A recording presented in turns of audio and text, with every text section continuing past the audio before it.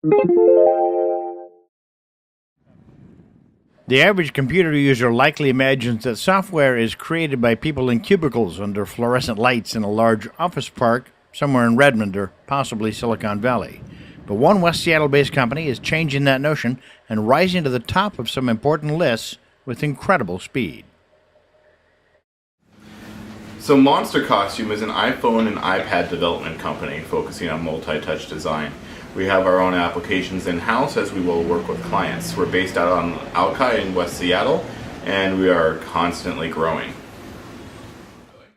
The company, in cooperation with a firm in Hawaii called Octopus Kite, have a hit on their hands in the form of an interactive children's book called Bartleby's Book of Buttons. Okay, so this is Bartleby's Book of Buttons, an interactive children's book on the iPad. So what we have here is the beginning of the application when you start it up. This is the cover. We kind of wanted to have this old feel of it just being worn on the edges. Bartleby's has this very kind of retro analog feel to it, where you actually have to have like hand cranks and there's nothing really digital in the book itself. So we tap here to take us to the right page. Now each page itself is a puzzle. Right? So this little red guy over here says that the page is locked. By solving the puzzle, it starts out, small, but gets, more substantial as time goes on. You unlock the page to get to the next one. So this is Bartleby. Everything we do at Bartleby, we can have a certain level of interaction. We always wanted it to feel like you are directly affecting Bartleby, the story, and the environment. So we are always doing something. Alright, let's go and try out the first page. Alright, so this is the first page. You can see the controls off to the right hand side. This is actually the first puzzle, really. It reads as Bartleby collects buttons. With his bag, coat, and bowler hat, Bartleby travels the world to find new switches, knobs, and dials to hang on the walls of his home. Bartleby puts his favorite buttons in a book that he carries everywhere, Bartleby's Book of Buttons. So, as you look at the application right now, you notice that you can actually start moving things around, like changing the background picture here that he holds on his wall. And then as you tap the buttons, you realize that you're changing his clothes. Well, kind of seems all well and good until you realize that you're not able to do much more. The reason why is because you haven't been able to solve the puzzle. But we do leave clues in here with his bag, coat, and bowler hat. So, let's find his bag, coat, and his bowler hat. There's his coat, there's his hat, and there's his bag. So once we unlock that, we can go to the next page.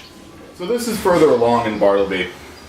At this point in time, he's actually discovered the island, and he's finding this kind of mystery island. He's trying to figure out what to do with it. The text reads as, "What a fantastic button," Bartleby gasped. A wonderful piece for my collection, but I don't like the way those statues are looking at me." So we can kind of tap on things here. And that one creates a little animation of a snake moving around. And we can, maybe move this around. And you notice as you move this back and forth, the eyes are actually wiggling a little bit. So when you get to a certain level, the text actually changes, and you hear an unlocking sound because this guy just got unlocked. As the stone eyes moved away, Bartleby heard something click. The button had unlocked. He looked closely at the strange red symbol. Do I dare press it? So this is actually a physical control on the book. And you can actually play around with it, make it spin, and then, doing other animations. So the idea is that once you press this, though,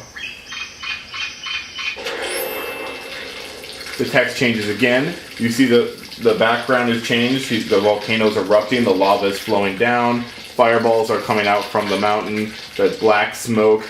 And the text is changed to, "Kaboom! The strange button has started with a volcanic eruption. Perhaps," Bartleby whispered to the lizard, "I should not have pressed that button." If you know how to program for the iPhone or iPad and could stand working down by the beach, Monster Costume wants to talk to you.